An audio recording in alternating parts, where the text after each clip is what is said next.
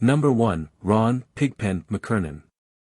The year is 1973, and the golden haze of the 60s counterculture is beginning to curdle into something darker, something colder. In the heart of San Francisco, amidst the lingering scent of patchouli and the fading echoes of the summer of love, a legend lay dying. He was a man who stood at the center of a musical revolution, yet he always seemed to exist in a time and place entirely his own. While his bandmates in the Grateful Dead were exploring the outer reaches of consciousness through psychedelics, chasing neon dragons through the cosmos of the mind, Ron McKernan, known to the world simply as Pigpen, was fighting a much older, much earthier demon. He was the gritty, blues-soaked anchor of a band that was trying to fly, a biker-styled roughneck with a voice like gravel and honey who preferred the warm, numbing embrace of a bottle to the electric technicolor of acid. It is a tragedy often overshadowed by the sheer magnitude of the band's legacy, but to understand the soul of the Grateful Dead, you must understand the man who gave them their roots. Before we peel back the layers of this heartbreaking story, and the stories of 9 others who were lost to the same silent killer, take a moment to subscribe, so you never miss a journey into the hidden histories of music's fallen angels. Pigpen was not just a keyboardist or a singer, he was the authentic, beating heart of the American blues revival on the West Coast. He didn't look like a hippie. He wore leather vests, cowboy hats, and carried himself with the swagger of a saloon brawler from a bygone era. But behind that tough exterior lay a vulnerability that only the bottle seemed to soothe. While the rest of the San Francisco scene was expanding their minds, Pigpen was slowly, methodically drowning his. He was drinking cheap wine, often Thunderbird or Ripple, by the gallon, a habit that had started in his teenage years and had now, in his mid-20s, become a necessity for survival. The tragedy of Ron McKernan is not just that he died young, it is that he died alone in a crowd, surrounded by friends who were on a completely different wavelength, drifting further away from him with every jam session. He was a man out of time, clinging to the blues while the world turned to space rock, and the only constant companion he felt he could truly rely on was the glass in his hand. As the 70s dawned, the cracks in the foundation began to widen into chasms. The touring lifestyle of a rock star is grueling under the best of conditions, but for a man whose body was constantly saturated with alcohol, it became a death march. Friends and roadies recall that while the rest of the band would be experimenting with LSD, Pigpen would be in the corner, clutching a bottle of whiskey or wine, watching the room distort not from drugs, but from the haze of intoxication. It created a profound isolation.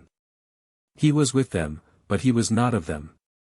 As the Grateful Dead's music evolved into long, improvisational, jazz-infused explorations, Pigpen's straightforward blues style began to feel less essential to the sound, pushing him further to the margins of the very band he helped create. The physical toll was becoming impossible to ignore. By 1971, his health had deteriorated so severely that he was forced to step away from touring. Doctors delivered a grim ultimatum that has become a chilling cliché in the annals of rock history: stop drinking, or you will die. For a brief, hopeful moment, he tried. He retreated from the road, attempting to dry out, attempting to heal a liver that was already scarred beyond repair. But addiction is a cunning adversary. It whispers that just one drink won't hurt, that you need it to feel normal, to feel like yourself. For Pigpen, whose entire identity was wrapped up in the rough-and-tumble bluesman persona, sobriety felt like losing his soul. He was living in Corte Madera, California, trying to find a semblance of peace, but the damage was already done. The internal devastation wrought by a decade of heavy drinking was a ticking time bomb waiting to go off. It wasn't a glamorous rock and roll exit with a flash of light, it was a slow, painful erosion of the body. He became frail, his skin taking on the pallor of sickness, a ghost haunting his own life. The man who could command a stadium with his harmonica and his growling vocals was now reduced to a quiet, solitary figure, fighting a war against his own biology. The cruel irony was that he had avoided the illegal narcotics that were claiming so many of his peers, believing that alcohol was the safer, more traditional vice. He was wrong. The bottle didn't care about tradition, it only cared about consuming him, drop by drop, until there was nothing left but a memory.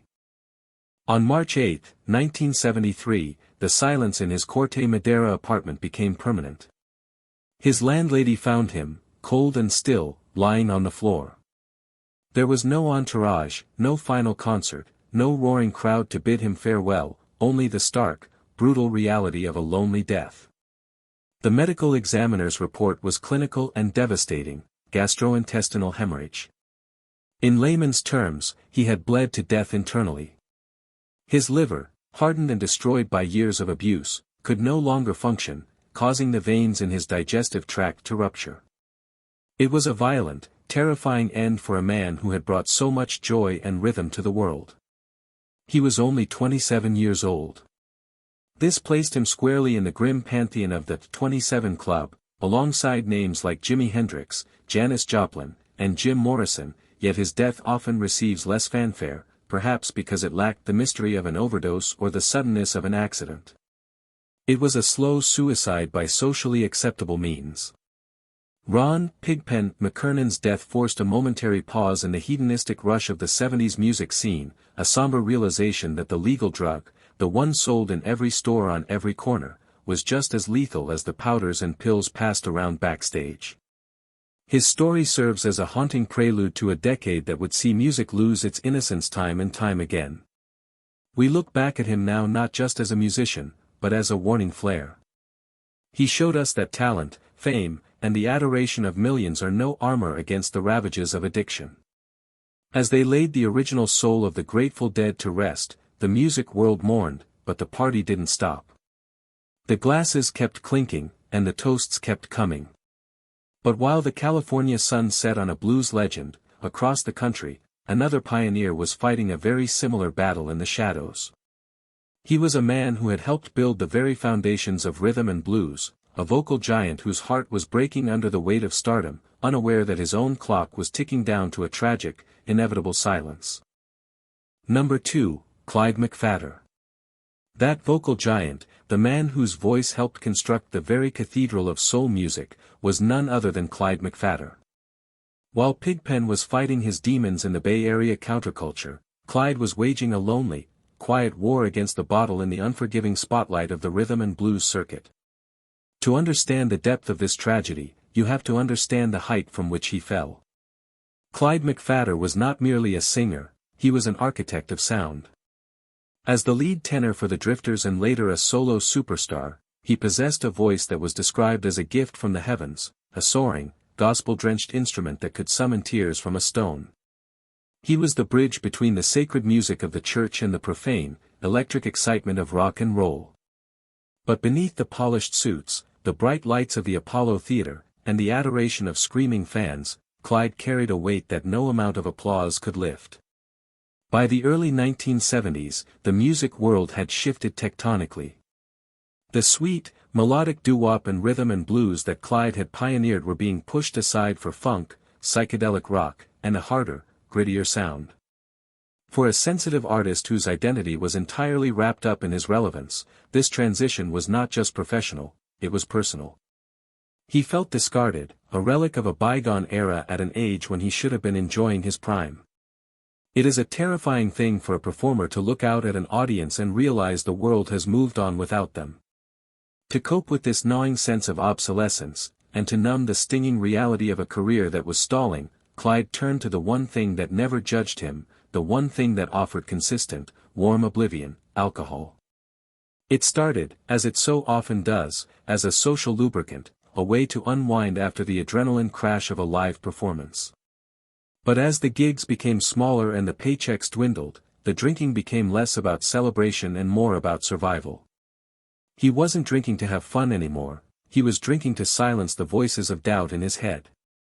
Friends and family watched in helpless horror as the vibrant, charismatic man they knew began to retreat behind a glassy-eyed mask.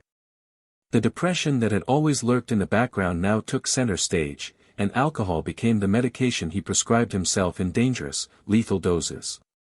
He was trying to drown a sorrow that knew how to swim, and in the process, he was poisoning the very vessel that held his magnificent talent.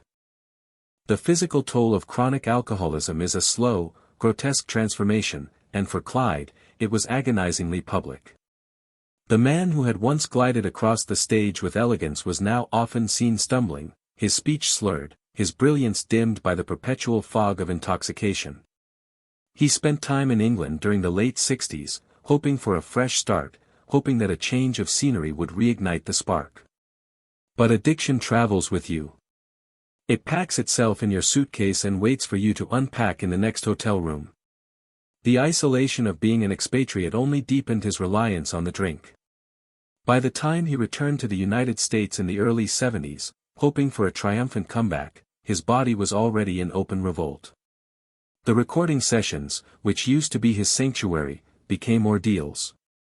Producers and session musicians whispered about his condition, about the tremors in his hands, about the way his once crystalline voice would sometimes crack under the strain of his failing health.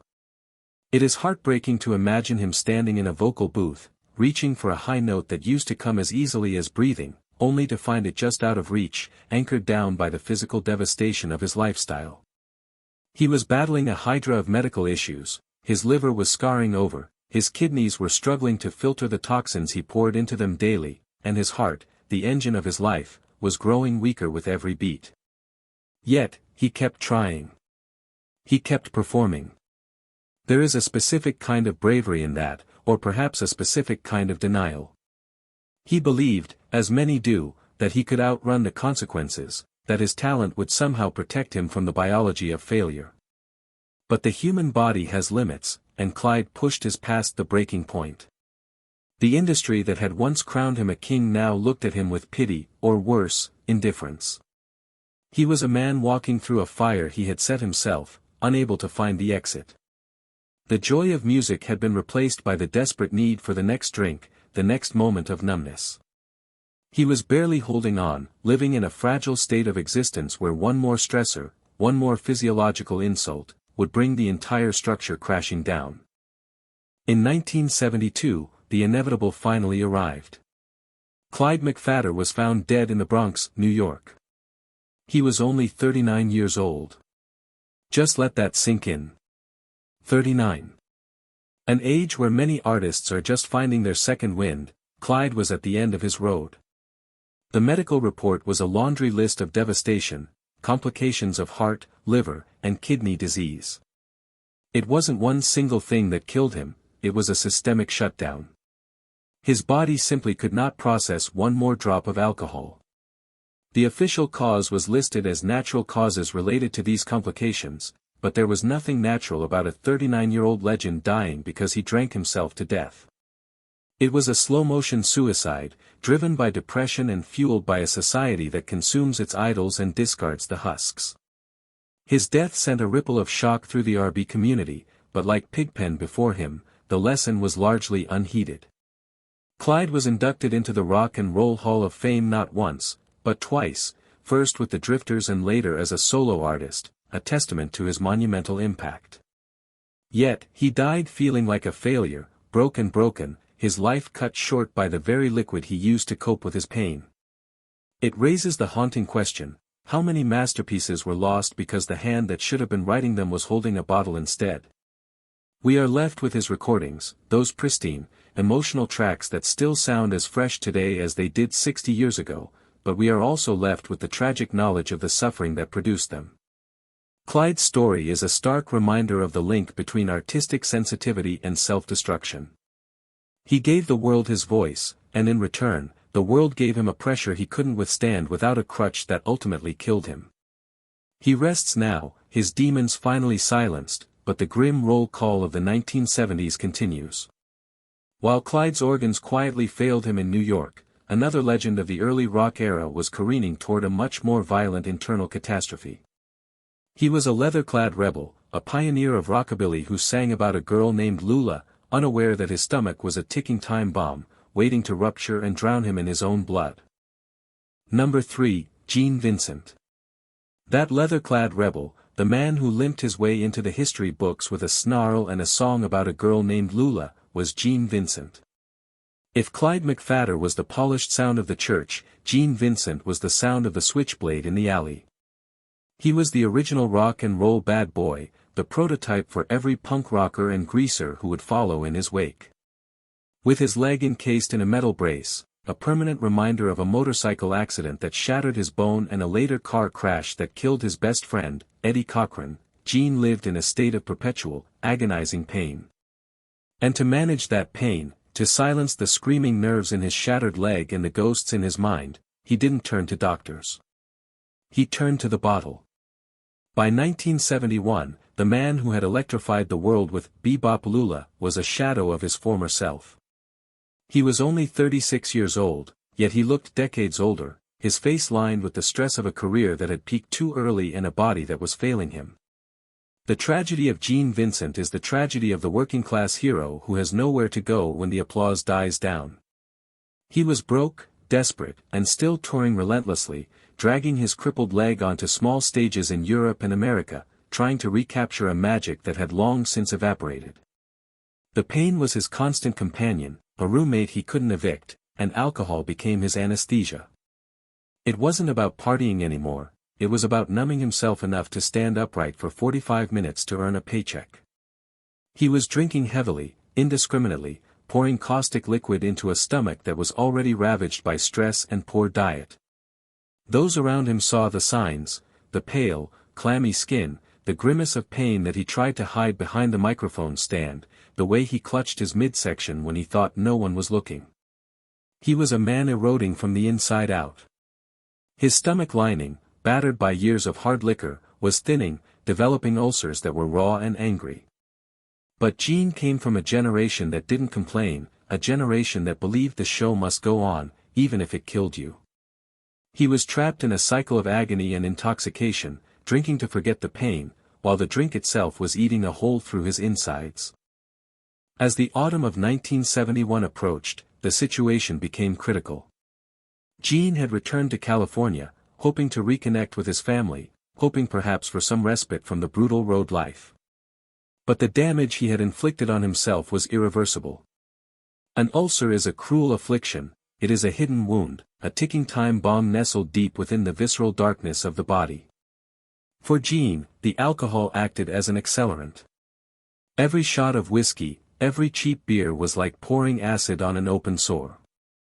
He was walking around with a lethal injury, masking the symptoms with the very substance that was causing them. It is a terrifying form of self-sabotage, a slow suicide committed in the name of coping. In his final days, the pain became unbearable. He wasn't just dealing with the chronic ache of his leg anymore, he was dealing with a sharp, searing fire in his abdomen. Yet, he avoided the hospital until it was far too late. There is a stubbornness in the addict, a refusal to admit that the body is failing, because to admit sickness is to admit that the lifestyle has won. Gene Vincent had spent his career projecting an image of invincibility, of toughness, of leather-jacketed cool. Breaking down, admitting he was sick, felt like a betrayal of that image. So he suffered in silence, sweating through the agony, while the ulcer in his stomach wall grew thinner and thinner, pushed to the brink by the relentless pressure of his addiction. The grim reality of his condition stands in stark contrast to the energy of his music. While his records were still making people dance in jukebox joints around the world, the man himself was rotting. The alcohol had stripped away the lining of his stomach, leaving the blood vessels exposed and vulnerable. He was a biological disaster waiting to happen. It brings up a profound and uncomfortable question about the price of fame: how much pain do we expect our idols to endure for our entertainment?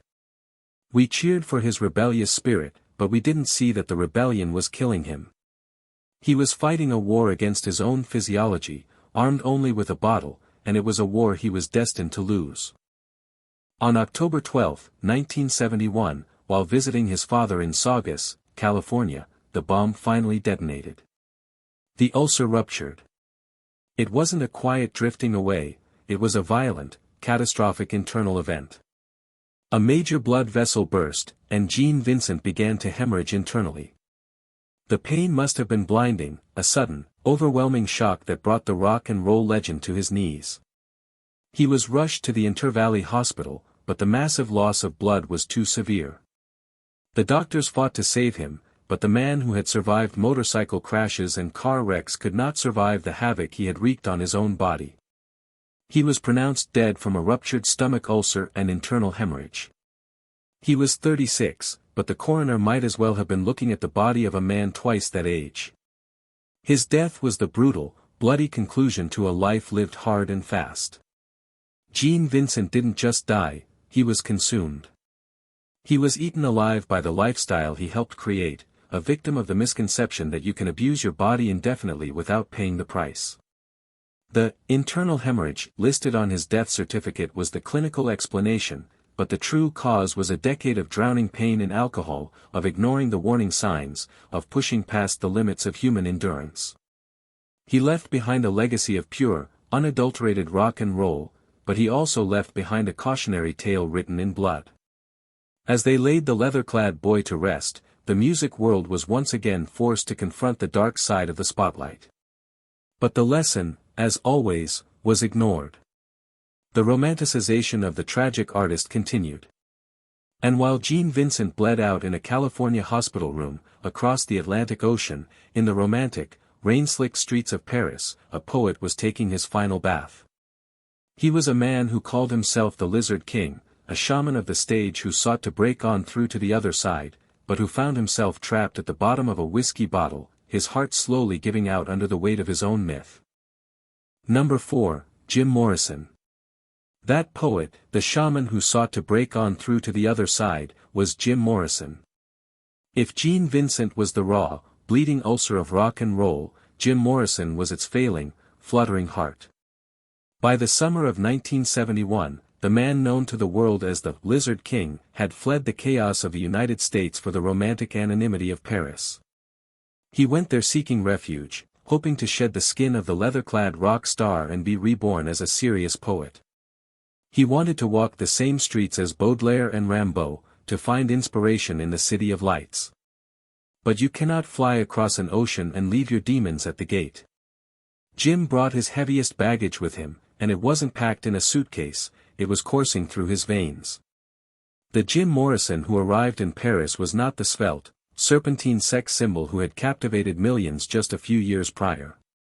He was bloated, bearded, and exhausted, a man physically eroding under the weight of a staggering, monumental alcoholism.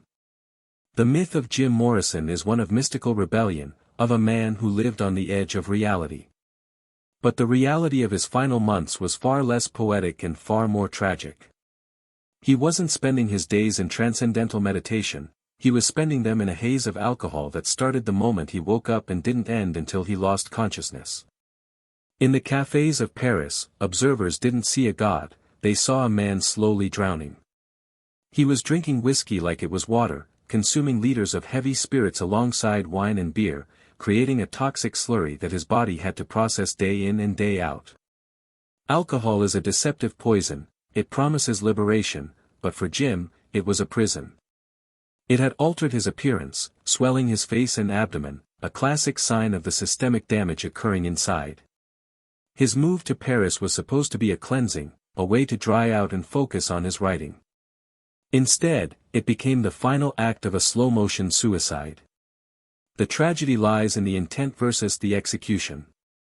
Jim spoke often of wanting to change, of wanting to escape the Jim Morrison character that had consumed his life. He wanted to be taken seriously as an intellectual, but his addiction had stripped him of the discipline required for that transformation. The bottle was the only constant in a life of chaotic variables. It was his companion in the long, lonely nights, and his crutch during the anxious days. He was a man running from the law, running from fame, and running from himself, but he was running straight into the arms of the one thing that could stop his heart cold. The physiological toll of such immense alcohol intake is terrifying to consider, specifically regarding the heart. While the official cause of death would later be listed as heart failure, this term is often misunderstood as a sudden, random event. In a 27-year-old man, hearts do not simply fail without a catalyst. Jim had been conditioning his heart for failure for years. Chronic, heavy alcohol abuse weakens the heart muscle, a condition known as alcoholic cardiomyopathy. It stretches and thins the muscle, making it harder to pump blood, harder to keep the rhythm of life going. Combine this with his chain smoking, Jim was rarely seen without a cigarette, and his history of respiratory issues, including asthma, and you have a recipe for a catastrophic shutdown. Witnesses in Paris described his breathing as labored, often punctuated by deep, hacking coughs that racked his entire body. He would have fits of coughing that left him gasping for air, spitting up blood, a horrifying warning sign that his internal systems were collapsing. Yet, he continued to drink. There is a profound denial in the late stages of alcoholism where the sufferer believes they can withstand anything. Jim had pushed the envelope so many times, had survived so many binges and falls, that he perhaps believed he was immortal. He was the Lizard King, after all, he could do anything. But biology is not impressed by celebrity. His heart was tired. It was struggling to push blood through a system clogged with toxins, struggling to maintain a beat under the depressant weight of gallons of whiskey. The lack of an autopsy has fueled 50 years of conspiracy theories. Was it heroin? Was it a CIA plot? Was he faking his death? These sensational stories distract from the far grimmer, far more likely truth: Jim Morrison drank himself to death. The Occam's razor of this tragedy is that you cannot abuse the human body with that volume of alcohol for a decade and expect it to keep functioning. The heart failure was not a mystery, it was the inevitable conclusion of a lifestyle that treated the body as a rental car to be trashed, rather than a vessel to be cherished. He was walking a tightrope over a canyon, and the alcohol had finally cut the wire. The tragedy isn't just that he died, but that he died of something so preventable, so common, and so utterly human. On the night of July 2, 1971, the end began. After a night out at the cinema and dinner, Jim returned to the apartment he shared with his girlfriend, Pamela Corson. He was unwell, coughing, and in distress, but this was his new normal. He did what he often did to soothe his battered body: he drew a warm bath. There is a haunting intimacy in this final image: the rock god, the rebel, lying naked in a bathtub in Paris, trying to find some comfort, some relief from the pain in his chest. Sometime in the early hours of July 3, the rhythm stopped. His heart, exhausted and poisoned, simply gave up. He was found there, still in the water, a smile reportedly on his face, though that may just be the romanticism of grief speaking. The confusion that followed was chaotic. A doctor was called, a death certificate was signed citing heart failure, and he was buried quickly in Père Lachaise cemetery before the world even knew he was gone. No autopsy was performed, a decision that has birthed 1,000 myths but changes nothing about the outcome. Jim Morrison joined the 27 Club, cementing his legend, but losing his future. He left behind notebooks filled with poetry, a legacy of music that defined a generation, and a warning that even the wildest spirits are tethered to mortal coils.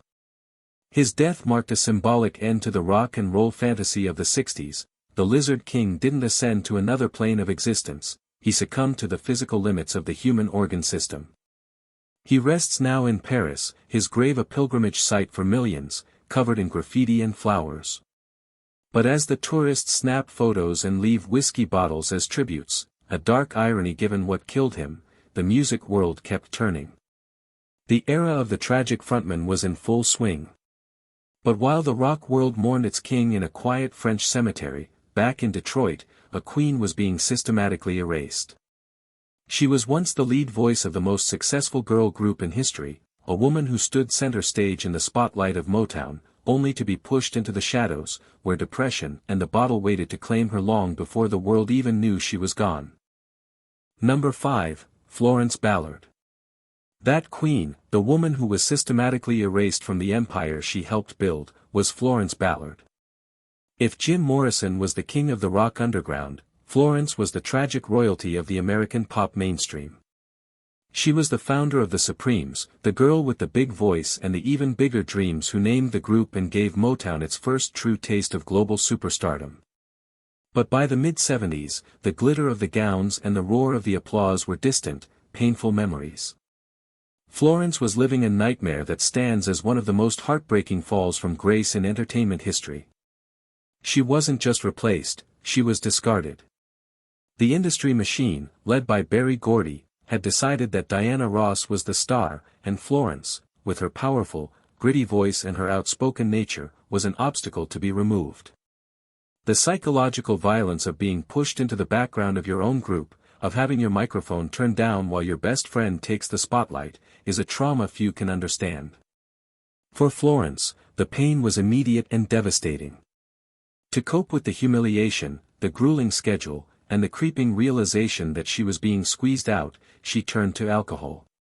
It began as a way to numb the sting of rejection, a glass of wine to dull the edges of a hard day. But as the professional insults mounted, the drinking escalated into a desperate need.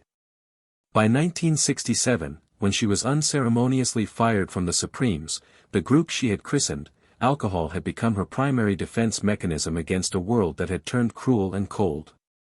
Imagine the disorientation of going from the most famous woman in America, traveling by limousine and staying in five-star hotels, to suddenly being a pariah. The silence that followed the firing was deafening. Florence didn't just lose her job, she lost her identity. She was a Supreme, and then she was nothing. The depression that set in was profound and paralyzing. She retreated into her home, the curtains drawn against a public that was confused by her disappearance. Inside those walls, the bottle became her constant companion. It was the only thing that didn't judge her, the only thing that offered a fleeting escape from the crushing reality that, the Supremes, were continuing on without her, climbing to new heights while she was left to plummet alone. The alcohol dulled the anger, but it also began to erode her physical resilience, setting the stage for a tragedy that would shock the world. The descent into poverty was swift and brutal. After a failed lawsuit against Motown and a solo career that was stifled by industry blacklisting, Florence found herself destitute. She went from wearing sequins to relying on welfare to feed her 3 children. This drastic change in circumstance fueled her drinking. It wasn't recreational, it was medicinal. She was drinking to survive the shame. Reports from those years paint a devastating picture of a woman besieged by paranoia and sorrow, terrified that the industry was still out to get her, and finding courage only at the bottom of a glass. Her weight fluctuated wildly, a side effect of the alcohol and the medication she was taking for depression, and the cruel press mocked her appearance, calling her bloated and washed up. Every headline that called her a tragic figure, or a fallen star, drove her deeper into the addiction. She was trapped in a vicious cycle. She drank because she was depressed about her life, and her life was falling apart because she was drinking. Her health began to send urgent distress signals. By her early 30s, Florence was suffering from high blood pressure and numbness in her extremities, classic signs that her cardiovascular system was under siege. Alcohol is cardiotoxic. Prolonged heavy use weakens the heart muscle and raises blood pressure to dangerous levels. For Florence, who was also dealing with the immense chronic stress of poverty and legal battles, her body was in a state of constant, high-alert toxicity. She was walking a lifeline that was fraying with every passing day. There were moments of hope, brief flickers where she tried to sober up and reclaim her voice. In 1975, she received a settlement from her legal battles, a chance to start over. But the money was managed poorly, stolen by unscrupulous advisors, or lost in the chaos of her addiction. The betrayal broke her spirit all over again. The alcohol was no longer just a crutch, it was a slow-acting poison that she welcomed because the alternative, facing the raw, unvarnished pain of her reality, was simply too much to bear. She was a woman grieving her own life while she was still living it, mourning the future that had been stolen from her, and the physical toll of that grief was manifesting in her heart. In February 1976, the final act of this American tragedy played out in the stark, fluorescent light of M. Carmel Mercy Hospital in Detroit. Florence had complained of numbness in her legs the day before, a warning sign of a blood clot, but the severity of her condition was underestimated. On the morning of February 22, she went into cardiac arrest. The official cause of death was coronary thrombosis, a blood clot in one of the arteries of the heart. But to say she died of a blood clot is to ignore the years of abuse that led to that moment. The relentless stress, the years of heavy drinking, and the depression had combined to shatter her heart long before it physically stopped beating. She was only 32 years old. The news of her death sent a shockwave of guilt through the music industry. Her funeral was a chaotic spectacle, mobbed by thousands of fans who had never forgotten her, and attended by a weeping Diana Ross who was booed by the crowd, a raw, ugly display of the lingering resentment over Florence's treatment. But the fanfare came too late. Florence Ballard had died of a broken heart, accelerated by the bottle she used to try and glue it back together. She was a casualty of the ruthless ambition of the music business, a woman who had given everything to the world and received nothing but heartache in return. Her legacy is one of immense talent and immense sorrow, a reminder that the glittering surface of pop music often hides a dark and dangerous undertow. Florence's death was a quiet, heartbreaking end to a life that deserved so much more. She was the soul of the Supremes, and when that soul was crushed, the music lost something it could never regain. But as Detroit mourned its fallen queen, down in the sweltering heat of Texas, a giant of the blues was sweating through his own personal hell. He was a man known as the Texas Cannonball, a guitarist whose fingers could set a fretboard on fire, but whose insides were being slowly dissolved by a Bloody Mary diet that fueled his relentless touring schedule, unaware that his final curtain call was approaching with terrifying speed. Number 6, Freddie King. That giant of the blues, the man they called the Texas Cannonball, was Freddie King. If Florence Ballard was the delicate, broken heart of pop, Freddie King was the roaring, unstoppable engine of the electric blues. He was a force of nature, a man of immense physical stature and even greater musical influence. Standing over 6 feet tall and built like a linebacker, he dominated the stage with a presence that was both terrifying and electrifying. His guitar playing influenced everyone from Eric Clapton to Stevie Ray Vaughan, creating a sonic blueprint that defines rock and blues to this day. But beneath the raw power of his performances, beneath the sweat and the soul, Freddie was a man being consumed by the very lifestyle that made him a legend. He lived on the road, a relentless nomad who believed that if he wasn't playing, he wasn't living. And to keep that massive engine running, to keep the Cannonball flying down the highway for 300 nights a year, he turned to a fuel that would ultimately burn him alive from the inside out. By 1976, Freddie King was at the peak of his powers professionally, but physically, he was a wreck. The grueling schedule of a bluesman is punishing enough for a healthy man, but Freddie was effectively waging war on his own metabolism. He was famous for his Bloody Mary diet. It wasn't just a drink to unwind, it had become a source of sustenance, a replacement for food and sleep. He would consume these cocktails from the moment he woke up until the moment he passed out, masking the exhaustion of the road with a steady stream of vodka and tomato juice. It is a deceptively savory poison, one that allowed him to maintain a functional veneer while his internal organs were screaming for mercy. He was a man running on fumes and ethanol, pushing his body to perform feats of endurance that defied medical logic. The tragedy of Freddie King is the tragedy of the show must go on mentality taken to its lethal extreme. He felt a deep responsibility to his fans, to his band, and to the music itself. He refused to slow down, refused to acknowledge the pain that was gnawing at his midsection. Friends and fellow musicians watched with growing concern as the vibrant, energetic powerhouse began to falter. His eyes, once bright with the fire of the blues, were often glazed and weary. The weight he carried wasn't just muscle anymore, it was the bloating of a system in distress. He was drinking to numb the physical toll of the tour, but the drink was the very thing exacting the highest price. He was trapped in a feedback loop of pain and self-medication, a cycle that was rapidly accelerating toward a catastrophic conclusion. The specific nature of Freddie's decline was visceral and agonizing. Alcoholism doesn't just damage the liver, it wreaks havoc on the entire digestive system, and for Freddie, the target was his pancreas. The pancreas is a quiet, hard-working organ, but when abused by chronic alcohol intake, it turns into a time bomb.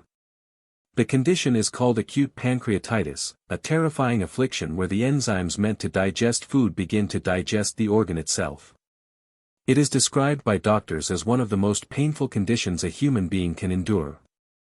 Yet, Freddie King played through it. He stood on stages across America, bending strings and belting out lyrics, while his insides were quite literally dissolving. The sheer willpower required to perform under that kind of duress is unimaginable, a testament to his toughness, but also a damning indictment of the denial that addiction fosters. Throughout 1976, the warning signs were flashing red. He was suffering from stomach ulcers alongside the pancreatitis, a double assault on his digestive tract. The ulcers were raw, open wounds in his stomach lining, irritated constantly by the spicy, acidic mix of Bloody Marys and stress. Every drink was like pouring gasoline on a fire. There were nights when he would come off stage and collapse, clutching his stomach, his face slick with a cold sweat that had nothing to do with the stage lights. But the culture of the blues is one of endurance. You play through the pain. You sing about the suffering. You don't go to the hospital, you go to the next gig. Freddie was a prisoner of his own work ethic and his addiction, unable to see that the road he loved was leading him off a cliff. He was surrounded by people who loved him, who revered him, but the isolation of the addict is absolute. In the quiet moments on the tour bus, or in the lonely hours of a hotel room, it was just Freddie and the bottle. He was medicating not just the physical pain, but the stress of maintaining his status as a legend. The pressure to be the Texas Cannonball, to deliver that high-octane performance night after night, was crushing. Alcohol became the only way to turn down the volume of the world, to find a moment of peace in the chaos. But the body keeps the score. The cumulative effect of years of heavy drinking, poor diet, and zero rest was creating a perfect storm within him. His immune system was shot, his organs were inflamed, and his resilience was gone. He was a giant standing on legs of sand, and the tide was coming in fast. The end came during the holiday season of 1976, a time that should have been filled with celebration. In late December, while in Dallas, the biological bill finally came due. Freddie King suffered a massive collapse. The acute pancreatitis flared up with violent intensity, complicated by the rupture and hemorrhage of his ulcers. The pain would have been blinding, a sudden, overwhelming agony that finally brought the giant down. He was rushed to the hospital, but the damage was too extensive. The internal bleeding, combined with the systemic failure caused by the pancreatitis, was irreversible. On December 28, 1976, the music stopped. Freddie King died at the age of 42. 42 years old. It is an age where a bluesman is supposed to be entering his prime, settling into the role of the elder statesman. Instead, Freddie was gone, his life extinguished by the very fuel he used to keep going. His death left a crater in the world of blues and rock. He had literally worked himself to death, aided and abetted by the bottle. The autopsy confirmed the devastation, acute pancreatitis and complications from ulcers, directly linked to stress and heavy drinking. It was a brutal, physical death, stripped of any romance. There was no mysterious crossroads deal, only the hard, cold reality of biological limits. He had drank until his body could no longer distinguish between nourishment and poison, and in the end, it shut down in protest. Freddie King's legacy is immortalized in every guitar solo played today, in the DNA of rock and roll. But his story is also a grim reminder of the physical cost of the lifestyle. He gave everything to the audience, leaving nothing for himself but the pain. As the music world prepared to ring in 1977 without the Texas Cannonball, the shadow of alcohol continued to lengthen over the industry. While Freddie's body failed him in a violent explosion of pain in Dallas, another pioneer of the electric blues was fading away in a much quieter, more confused manner. He was a man whose rhythms defined a genre, but whose brain was under siege from both epilepsy and the bottle, a legend who was beginning to forget the very lyrics that made him famous, drifting into a fog from which he would never emerge. Number 7, Jimmy Reed. That pioneer, the man whose rhythms defined a genre but who was drifting into a fog of his own making, was the legendary Jimmy Reed. If Freddie King was the explosive energy of the blues, Jimmy Reed was its hypnotic, rhythmic pulse. His music was deceptively simple, a lazy, rolling shuffle that sounded like it was being played on a back porch on a humid summer evening. Songs like Big Boss Man and Bright Lights, Big City didn't just top the charts, they became the foundational texts for bands like the Rolling Stones and Elvis Presley. But the relaxed, effortless sound of his voice hid a life that was anything but easy. By the mid-70s, Jimmy Reed was a man besieged. He was fighting a war on two fronts, one against a severe, undiagnosed neurological condition, and the other against the bottle he used to self-medicate a reality that was becoming increasingly terrifying. Jimmy was a functioning alcoholic in the truest, most tragic sense of the term. For decades, he had lived inside a bottle of whiskey. It was his fuel for the road, his courage for the stage, and his sedative for the nights. But unlike the boisterous drunkenness of others, Jimmy's addiction manifested as a slow, creeping disintegration. He was famous for his slurry, mumbled delivery, a style that critics praised as authentic and relaxed, but which was often simply the sound of a man too intoxicated to enunciate. The tragedy of his career was that his impairment became his trademark. The audience expected the stumbling, the slurring, the forgotten lyrics. They cheered for the spectacle of his decline, mistaking his inability to function for artistic style. Behind the scenes, the situation was heartbreaking. Jimmy wasn't just drunk, he was disappearing. The alcohol had become a shield against a world that he found increasingly confusing. He would show up to recording sessions so inebriated that he physically couldn't remember the words to the songs he had just written. It got so bad that his wife, Mama Reed, had to sit on a chair next to him in the vocal booth and whisper the lyrics into his ear just before he sang them. If you listen closely to some of his hit records, you can actually hear her voice in the background, a ghostly prompter guiding a man who was lost in the haze. It is a poignant, devastating detail, a wife literally holding up her husband's career while he drowned right in front of the microphone. But the bottle was hiding a much darker secret, a medical tragedy that compounds the sorrow of his story. Jimmy Reed suffered from epilepsy, a condition that, in the 1950s and 60s, was often misunderstood and stigmatized. When he would suffer a seizure on stage or in a public place, collapsing and convulsing, onlookers and even police officers naturally assumed he was just blackout drunk. Instead of receiving medical attention, he was often thrown into a drunk tank, left to suffer on a cold concrete floor while his brain misfired. To cope with the terror of these seizures, and the shame of the public humiliation, Jimmy drank even more. It was a vicious, deadly cycle. The alcohol lowered his seizure threshold, making the attacks more frequent, and the attacks drove him deeper into the bottle to numb the fear. By 1976, this toxic interplay had ravaged his body. He was 50 years old, but he carried the weariness of a man who had lived 3 lifetimes. The alcohol had done its predictable work, damaging his liver, weakening his immune system, and dulling his cognitive faculties, but the epilepsy was the wild card that made his existence a daily gamble. He was trying to mount a comeback, touring again, trying to prove that the old master still had the magic. There were flashes of brilliance, moments where the fog would lift and the old Jimmy Reed would shine through, playing that high-pitched harmonica and singing with that lazy, soulful drawl. But these moments were becoming rarer, islands of clarity in a rising sea of vodka and gin. He was a man trapped in a body that was betraying him, and a mind that was slowly shutting down.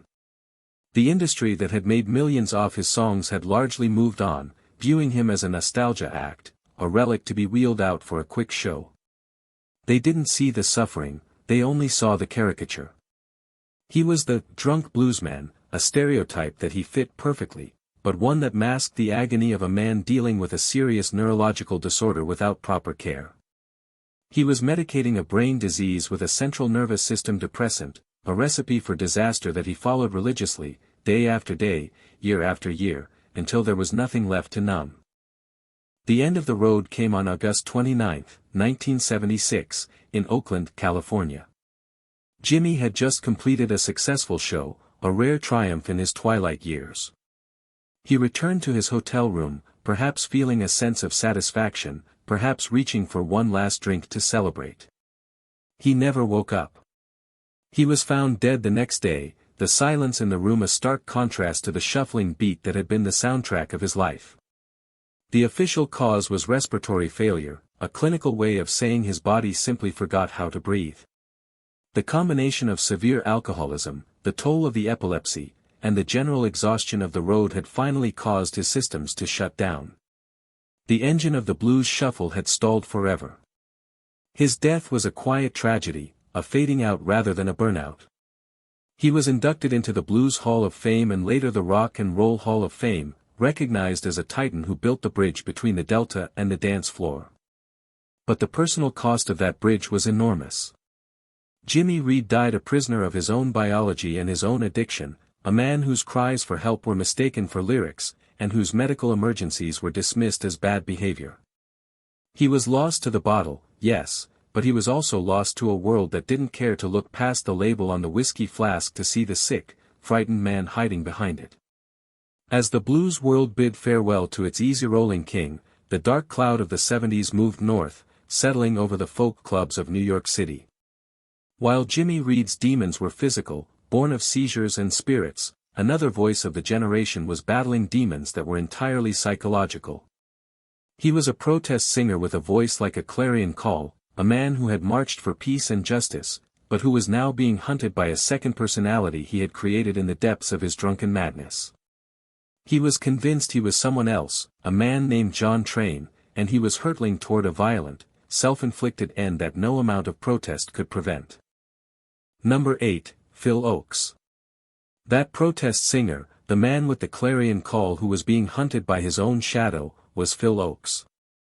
If Jimmy Reed was the victim of a physical neurological firing, Phil Ochs was the casualty of a complete psychological fracture, deepened and darkened by the relentless consumption of alcohol. In the 1960s, Phil was the voice of the movement, a troubadour who stood shoulder to shoulder with Bob Dylan, singing "I Ain't Marching Anymore," and believing with every fiber of his being that a song could change the world. But as the 60s curdled into the 70s, as the war in Vietnam dragged on and the political idealism of a generation was crushed under the weight of cynicism and violence, Phil's heart broke. And when his heart broke, his mind followed. To numb the excruciating pain of his shattered dreams, he turned to the bottle, but for Phil, alcohol wasn't just a sedative, it was a solvent that dissolved his identity entirely. By the mid-70s, the man known as Phil Ochs was effectively gone. In his place stood a terrifying creation of his own fractured psyche and alcoholic delirium, a character he named John Train. John Train was not a stage persona, he was a violent, paranoid, weapon-carrying alter ego that Phil inhabited to escape the pain of being himself. Alcohol was the fuel for this transformation. Phil would drink until the sensitive, witty, brilliant songwriter disappeared, replaced by this aggressive stranger who would brawl in bars, alienate his closest friends, and rant about CIA plots and assassinations. It was a Jekyll and Hyde scenario played out in the dive bars of New York City, a public mental breakdown broadcast in real time to a horrified audience of peers who didn't know how to save him. The drinking was catastrophic. It wasn't just about getting drunk, it was about annihilation. Phil was drinking to kill Phil Ochs. He spoke of himself in the third person, telling people that Phil Ochs was dead, that he had been replaced by John Train. This dissociation was fueled by a severe, undiagnosed bipolar disorder that was being aggravated by gallons of wine and liquor. The alcohol removed the inhibitions that kept his mania in check, allowing the darkest, most destructive impulses to take the wheel. He became a man possessed, not by a demon, but by the chemical reaction between his mental illness and his addiction. He was trying to murder his own legacy, to burn down the reputation he had built, because the weight of being the voice of a generation that had failed was simply too heavy to bear. The physical toll of this psychological war was devastating.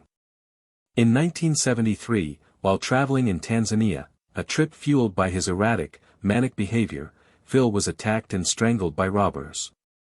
The assault permanently damaged his vocal cords, stripping him of the beautiful, soaring tenor voice that had been his trademark. For a singer, this was the ultimate castration. He lost the ability to hit the high notes, to sing the songs that defined him. This physical loss drove him deeper into the bottle. If he couldn't sing like Phil Ochs, then he truly had no reason to be Phil Ochs.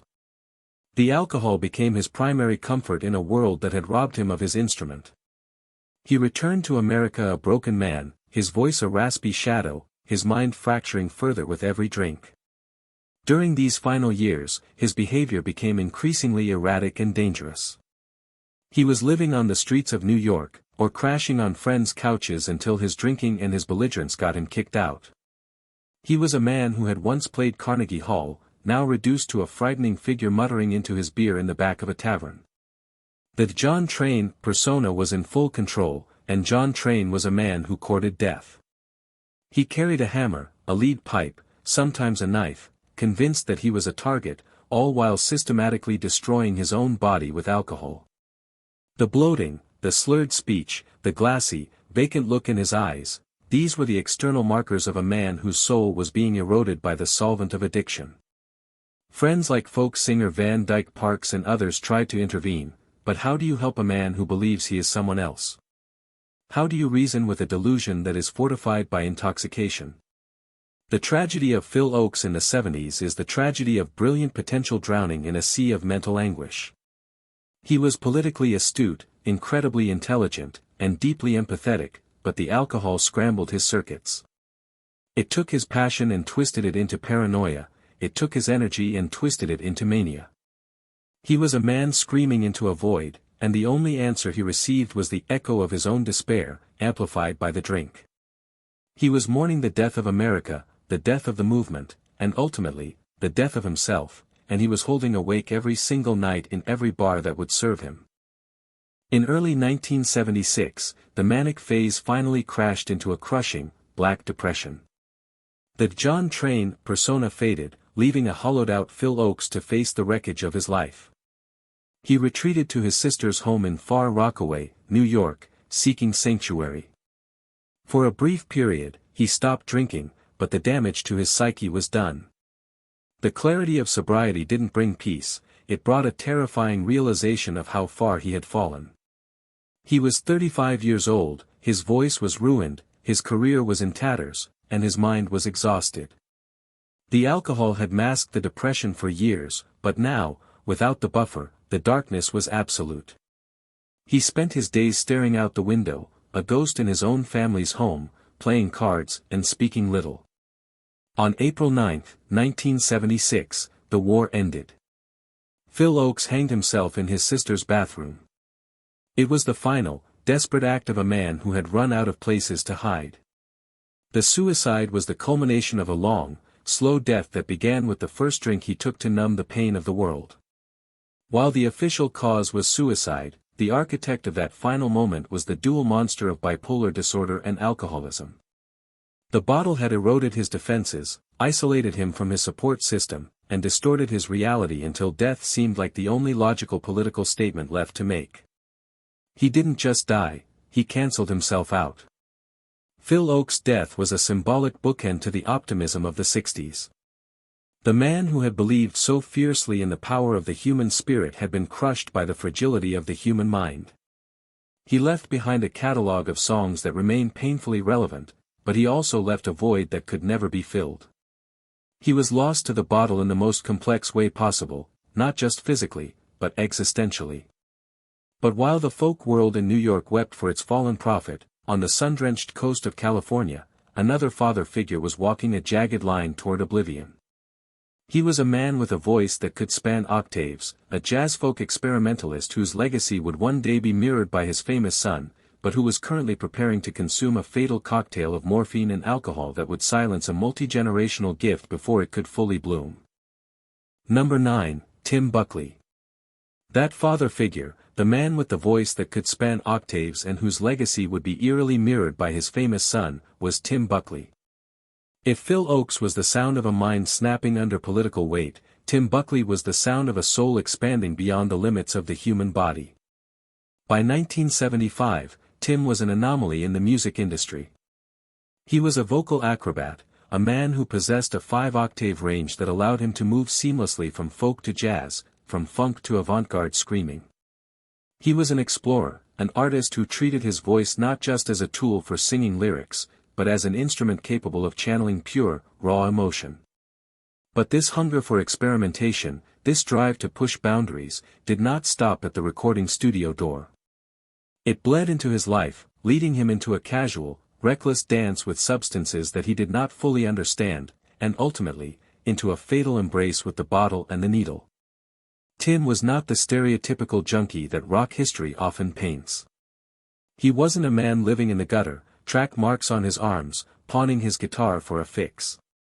In fact, by the summer of 1975, he was reportedly clean, healthy, and coming off a successful tour. He was 28 years old, on the cusp of a new phase in his career, trying to navigate the transition from cult hero to mainstream success. But the culture of the 70s was awash in casual intoxication. It was an era where partying was the default state of social interaction, where a bottle of wine and a line of powder were as common as a handshake. Tim considered himself a recreational user, a man who could dabble in the darkness without being consumed by it. It is a dangerous arrogance, a belief that one can control chemistry, and it is a belief that has filled graveyards with the young and the talented. On June 28, 1975, Tim returned to Los Angeles after completing a tour. He was in high spirits, ready to celebrate. The tragedy of that night lies in its banality. It wasn't a desperate act of self-destruction, it was a party. He went to visit a friend, Richard Keeling, looking to unwind. The atmosphere was loose, the drinks were flowing, and the guard was down. Alcohol was the foundation of the evening, the liquid courage that lubricated the decision-making process. As the night wore on, the boundaries of safety began to blur. Tim was drinking, his inhibitions lowered by the ethanol coursing through his system, preparing his body for a shock it was not equipped to handle. He was walking into a chemical trap, unaware that the glass in his hand was about to turn a dangerous situation into a lethal one. The sequence of events that followed is a grim lesson in pharmacology. At the house, a quantity of white powder was brought out. Tim, likely assuming it was cocaine, a stimulant he was familiar with, ingested a massive amount.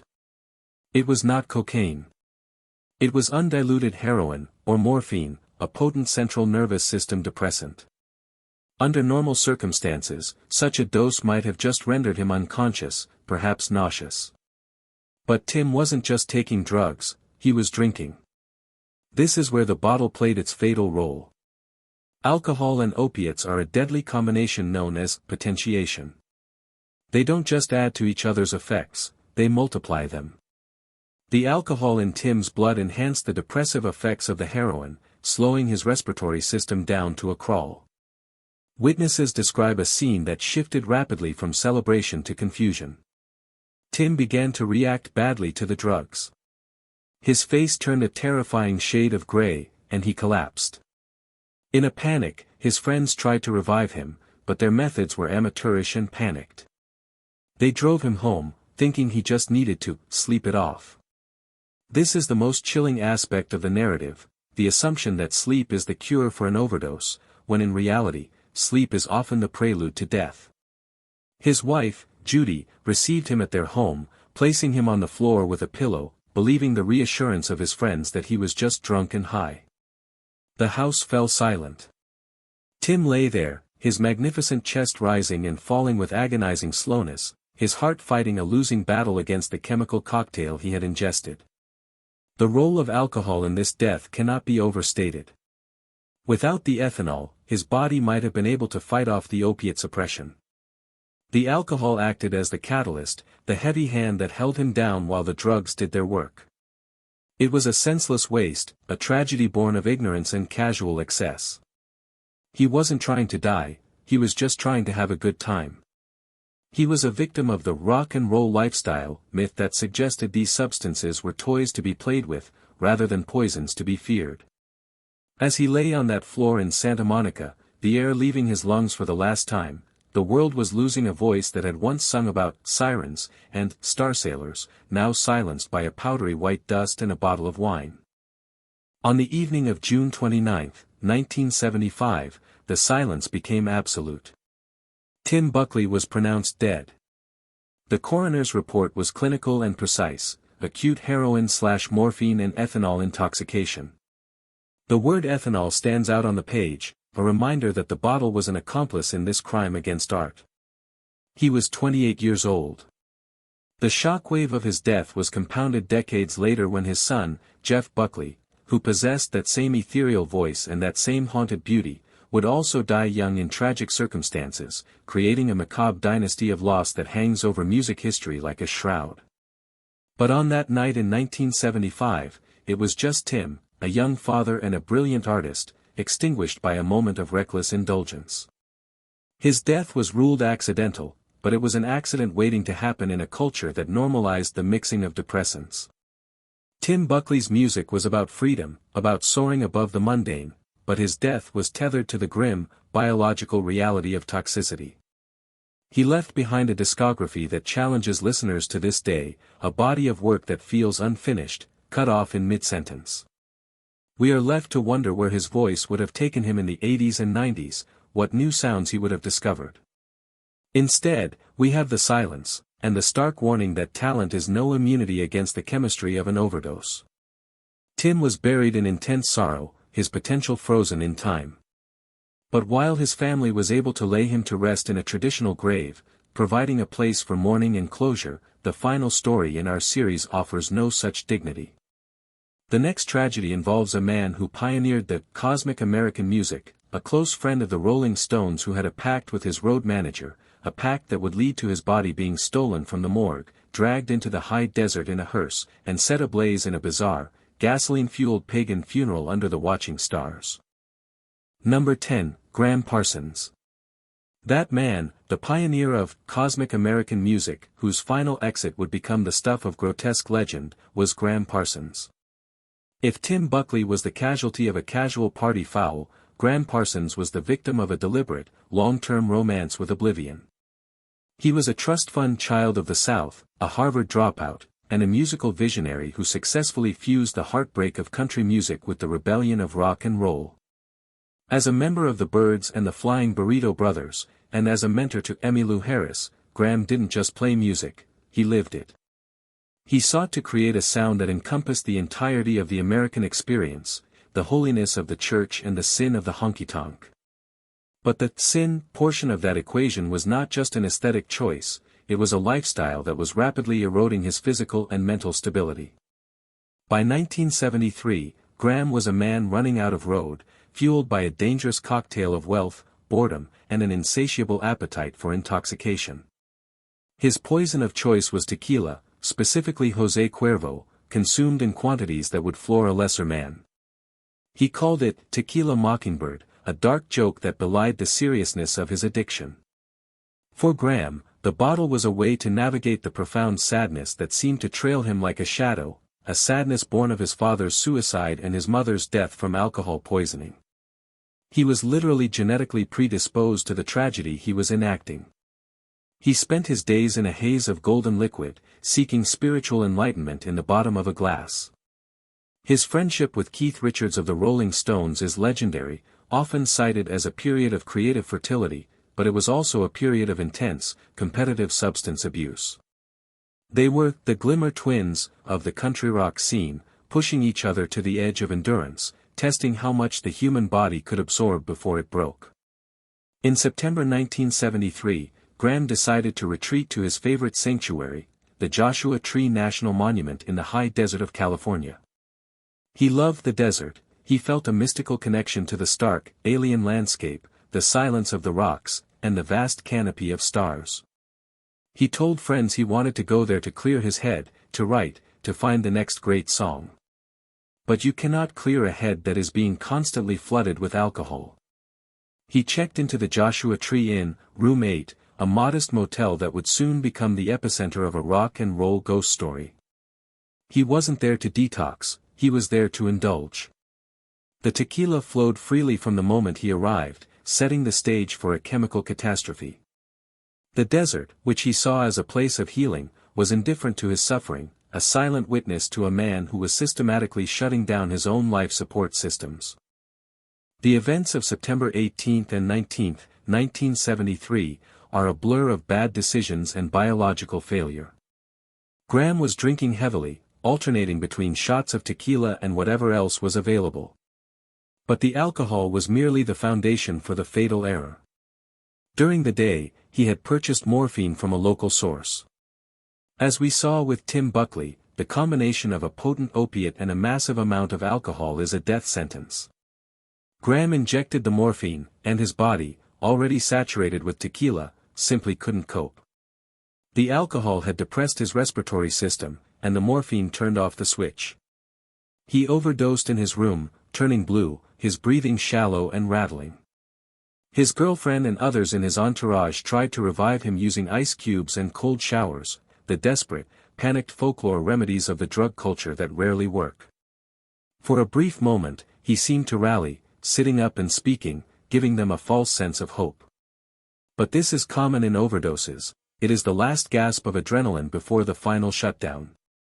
They put him back in bed to sleep it off, the same fatal mistake made with Buckley. Left alone in the dark of room 8, with the desert wind howling outside, Graham Parsons slipped into a coma. The tequila and morphine had paralyzed the nerves that told his lungs to expand. He wasn't fighting a demon, he was fighting chemistry, and chemistry always wins. By the time they realized he wasn't waking up and rushed him to the High Desert Memorial Hospital in Yucca Valley, it was too late. He was pronounced dead on arrival. He was 26 years old, 1 year shy of the infamous 27 Club, but dead just the same. The official cause was an overdose of morphine and alcohol. It was a messy, undignified end for a man who dressed in nudie suits embroidered with marijuana leaves and pills, a man who had romanticized the outlaw lifestyle until it killed him. But the story didn't end in that sterile hospital room. Graham had made a pact, a solemn, drunken promise to his road manager, Phil Kaufman. They had agreed that whoever died first would not be buried in a suit in a hole in the ground. They wanted their ashes to be scattered in Joshua Tree, to become part of the dust and the wind. And Phil Kaufman, a man of his word, intended to keep that promise, regardless of the law. What followed is perhaps the most bizarre postscript in music history. Phil Kaufman, hearing of Graham's death and the family's plan to ship the body back to Louisiana for a private funeral, decided to intervene. He borrowed a hearse, a ragged, beat-up vehicle, and drove to Los Angeles International Airport, where Graham's body was being prepared for transport. Through a mix of fast-talking, impersonation, and sheer audacity, Kaufman convinced the airline officials that the family had changed their plans and that he was there to pick up the casket. Incredibly, they handed it over. Kaufman loaded the coffin, containing the body of the country rock legend, into the back of the hearse and drove back out into the desert, stopping only to buy 5 gallons of gasoline. They reached Cap Rock, a geological formation in Joshua Tree that Graham had loved. Under the canopy of the desert night, Kaufman unloaded the coffin, opened the lid to reveal Graham's bruised body, poured the gasoline inside, and struck a match. A massive fireball erupted, illuminating the desert scrub, sending a plume of black smoke into the pristine sky. It was a Viking funeral for a cowboy angel, a violent, primitive act of love and loyalty that defied every societal norm. The authorities eventually found the charred remains, weighing only 35 pounds, and Kaufman was fined a mere $754, stealing a coffin, as there was no law against stealing a body. Graham Parsons' death and subsequent cremation is the ultimate symbol of the 1970s chaotic relationship with excess. It was a decade where the lines between art and life, between celebration and destruction, were hopelessly blurred. From the internal bleeding of Pigpen to the fiery end of Graham Parsons, these 10 stories share a common, tragic thread, the bottle. It was the constant companion, the silent killer that claimed the voices of a generation. They were the architects of the American sound, the dreamers and the poets, but they were also human beings, fragile and flawed, who sought solace in a liquid that promised relief but delivered only silence. We listen to their records today, to the scratchy vinyl and the remastered digital tracks, and we hear the beauty they created. But if you listen closely, in the spaces between the notes, you can hear the clinking of glass, the pour of the wine, and the slow, steady heartbeat of a tragedy that took them from us far, far too soon.